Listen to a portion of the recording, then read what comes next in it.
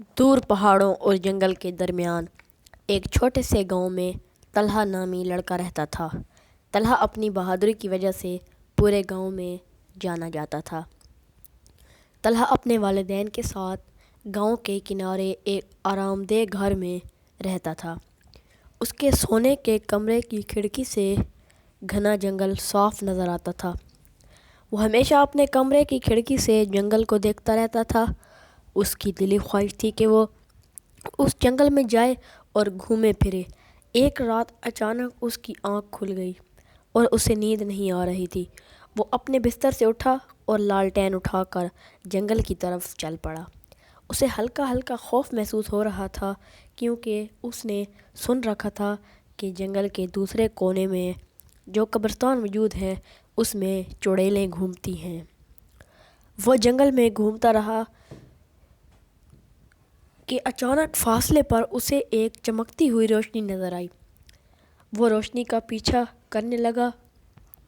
اسے خبر ہی نہ ہوئی کہ وہ جنگل کی دوسری طرف قبرستان میں پہنچ چکا ہے۔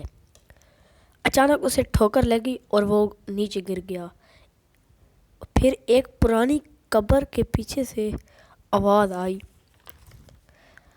تم اس وقت یہاں کیا کر رہے ہو؟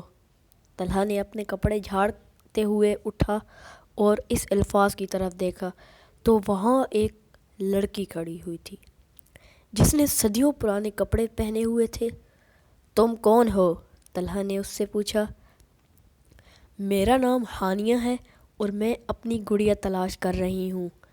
کیا تم میری مدد کرو گے؟ طلحہ سمجھ گیا کہ وہ عام لڑکی نہیں ہے بلکہ ایک بھیانک روح ہے۔ طلحہ نے ڈرتے ڈرتے اس سے کہا کہ میں تمہاری گڑیا تلاش کرنے میں تمہاری مدد کروں گا، اور طلحہ گڑیا کو تلاش کرنے لگ گیا۔ تھوڑی دیر بعد ایک پتھر کے نیچے سے اسے گڑیا مل گئی۔ اس نے گڑیا کو صاف کیا اور اس لڑکی کے حوالے کر دیا۔ اس کے چہرے پر ایک مسکراہٹ نمودار ہوئی اور اس نے طلحہ کا شکریہ ادا کیا، اور وہ لڑکی اچانک غائب ہو گئی۔